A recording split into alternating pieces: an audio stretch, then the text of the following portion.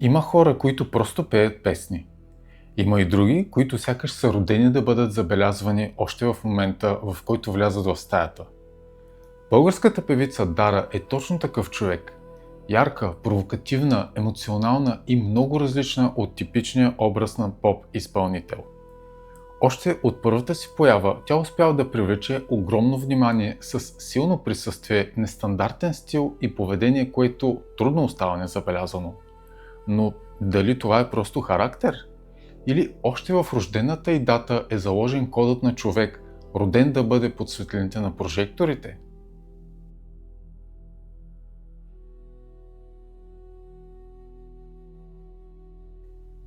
Здравейте, приятели! Днес ще разгледаме пълния нумерологичен профил на Дара и ще видим как числата удивително точно описват нейния характер, сценично присъствие, емоционалност и път към популярността. Дара е родена на 9 септември 1998 година и още при първото изчисление виждаме нещо много интересно. Сборът от цифрите в рождената й дата дава общо 45, което чрез окултно събиране прави 9. Така получаваме жизнен път 9, а самият факт, че е родена на 9 число, при това в 9-я месец от годината септември, прави енергията на девятката изключително силна в нейната дата. Девятката е едно от най-особените и магнетични числа в нумерологията. Това е число на емоцията, изкуството, харизмата, вътрешния свят и силното въздействие върху околните. Хората с жизнен път 9 много рядко остават незабелязани. Те често носят усещане за различност, артистичност и дълбока емоционална енергия, която буквално се усеща от хората около тях. При Дара това личи изключително ясно. Още с участието си в музикалния формат X Factor, тя прави впечатление не само с гласа си, а и с присъствието си. Девятката много често дава хора, които излъчват нещо необяснимо. Смесица между сила, емоция, нестандартност и способност да въздействат енергийно на публиката. Те не са просто изпълнители. Те карат публиката да ги усеща. Но при Дара девятката не е просто силна. Тя е изключително концентрирана. В психоматрицата й виждаме цели 4 девятки. Това е много рядка комбинация. В нумерологията девятката се свързва с ума, вътрешния свят, артистичността, духовната чувствителност и способността човек да живее повече чрез емоцията и вдъхновението, отколкото чрез сухата логика. Когато девятките са толкова много, това обикновено показва човек с силна психическа енергия, огромна емоционална дълбочина и силно изразена индивидуалност. Тези хора често изглеждат различни, още от ранна възраст. Те не обичат да бъдат поставени в рамки и много трудно понасят еднообразие или скука. И точно това виждаме при Дара. Тя винаги се стреми да бъде нестандартна. Както визуално, така и като поведение, музика и сценично излъчване. При толкова силна девятка, човек буквално има нужда да изразява вътрешния си свят навън. Но тук има и друга много интересна страна. Девятката е число на крайностите в емоциите. Тези хора могат да бъдат изключително вдъхновени, енергични и сияещи в един момент, а в следващия да се затворят в себе си или да преживяват много дълбоко всичко, което им се случва. При 4 девятки това се усилва многократно. Това често създава хора, които изглеждат уверени отвън, но вътрешно преживяват всичко много по-силно, отколкото околните предполагат. Именно за това много артисти с подчертана девятка имат нужда постоянно да изразяват себе си чрез музика, творчество, визия или сценично поведение. За тях това не е просто работа. Това е вътрешна необходимост. Интересното е и че при Дара жизнения път и рожденото число са една и съща вибрация. 9. Това прави енергията още по-концентрирана.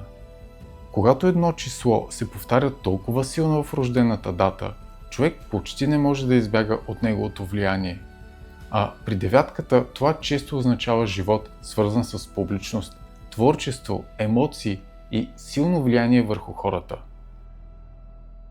Но преди да продължим, искам да отправя едно предложение за всички, които се абонират за канал Астрокод. До края на месец май, с потребителското си име, с което сте абонирани за канала, можете да поръчате свой собствен нумерологичен анализ само срещу 6 евро. Пишете ми на имейла, изписан на екрана, или ми пратете съобщение във Facebook за поръчка или въпроси. А сега нека се върнем към нумерологичния анализ на Дара и да разгледаме подробно нейната психоматрица. Тук веднага изпъкват 4 девятки, но има и още нещо интересно. Само една единица и една осмица. Единицата е числото на волята, лидерството, самоувереността и способността човек да отстоява себе си. Когато е само една, това често показва човек, който вътрешно не винаги е толкова уверен, колкото изглежда отвън. Понякога тези хора преминават през периоди на колебание, съмнение или нужда от вътрешно одобрение, дори това да не им личи. Те го изживяват вътрешно, но точно това често ги кара да се доказват още по-силно. При артистите това може да се прояви като постоянен стремеж да впечатляват, да се развиват и да надграждат образа си. И ако се замислим за Дара, тя постоянно експериментира с визия, стил, музика и сценично поведение. Това е типично за човек, който непрекъснато търси нова форма, чрез която да изрази себе си. Осмицата пък е число, свързано с материалната реализация, дисциплината, контрола и способността човек да постига резултати в реалния свят. При една осмица тази енергия присъства, но не е доминираща. Това означава, че при Дара по-силни са емоцията, вдъхновението и творческия импулс, отколкото студената практичност и пресметливост. И това се вижда както в живота, така и в нейната работа и творчески път. И тук става много интересно, защото психоматрицата й образува и няколко празни стрели. Липсват цифри 2, 3, 4, 5, 6 и 7. В нумерологията празните стрели често се разглеждат като вътрешен дефицит или зона на напрежение, но много често именно те принуждават човека да развие огромна вътрешна сила и да компенсира липсата чрез амбиция, талант или характер. При Дара силно се усеща празната стрела 357, известна още като стрелата на скептицизма или визията. Тя често се среща при хора, които усещат, че са различни от останалите, не приемат лесно ограничения и имат нужда да следват собствен път. Това са хора, които трудно се вписват в рамки и често изглеждат по-нестандартни или по-бунтарски настроени. Това много точно пасва на образа, който Дара изгражда през годините. Тя рядко изглежда като човек, който просто следва масовите очаквания. Напротив, при нея винаги има желание за индивидуалност, различност и провокация. Интересна е и липсата по линията 4-5-6. Това е една от стрелите, която често се свързва с изпитания около нетърпението, постоянството и способността човек да преминава през напрежение и външен натиск без да губи себе си. Хората с тази празна стрела много често преминават през силни уроци в междуличностните отношения, чувството за сигурност, а понякога и в начина, по който се справят с популярността и общественото внимание. И тук става особено интересно, защото при Дара виждаме точно такава реализация. Участието й в Евровизия 2026 предизвика изключително силни и противоречиви реакции, както огромна подкрепа, така и сериозна критика. А при човек с толкова мощна девятка, подобни емоционални вълни почти няма как да не бъдат усетени много дълбоко вътрешно. Но точно празната стрела 4-5-6 често действа като житейския тест, чрез който човек изгражда по-голяма устойчивост. Тя принуждава личността постепенно да развие търпение, вътрешна издържливост и способност да продължава напред, въпреки напрежението отвън. И ако обърнем внимание на начина, по който Дара преминава през целия този период, изглежда, че вътрешната й енергия и желание да се изразява са по-силни от външния шум около нея. И стигнахме отново до впечатляващите 4 девятки, които усилват всичко многократно. Това може да създаде огромна чувствителност към критика, отношение и емоционална атмосфера. А при публичните личности това често е сериозно изпитание, защото те постоянно са под прожекторите и под оценката на хората. Но именно такива комбинации много често създават силни артисти. Защото когато човек преживява света толкова дълбоко, той може да предава тази емоция и на публиката. А това е едно от най-важните качества за всеки истински изпълнител. Интересно е също, че девятките много често се свързват с хора, които оставят силен емоционален отпечатък върху цяло поколение. Те не винаги са най-спокойните или най-уравновесените личности, но често стават символ на определено настроение, енергия или културна вълна. И именно такава вибрация носи Дара. Дори начинът, по който се движи, говори и присъства на сцена, носи типичната енергия на силната девятка. Емоционална, магнетична, леко хаотична, но много въздействаща. Това не е енергия на човек, който просто иска да бъде харесван. Това е енергия на човек, който има нужда да бъде изразен. И тук има нещо много интересно. В момента Дара се намира в лична година 9. А това е изключително силна вибрация, точно за човек с толкова доминираща девятка в рождената дата. Лична година 9 обикновено е период на кулминация, огромна емоционална интензивност, завършване на цикъл и силна публичност. Всичко това тя преживява в максимална степен точно сега. Лична година 9 е година, в която човек често обира плодовете от усилията си през предишните години и много често се оказва в център на вниманието. Именно в такива периоди съдбата буквално изкарва човека на сцена, в прекия и в преносния смисъл. И ако погледнем какво се случва с Дара в момента, това е изключително показателно. През 2026 година тя представя България на Eurovision Song Contest 2026 с песента Бангаранга и успява да класира страната ни на големия финал. Това много силно резонира с енергията на лична година 9.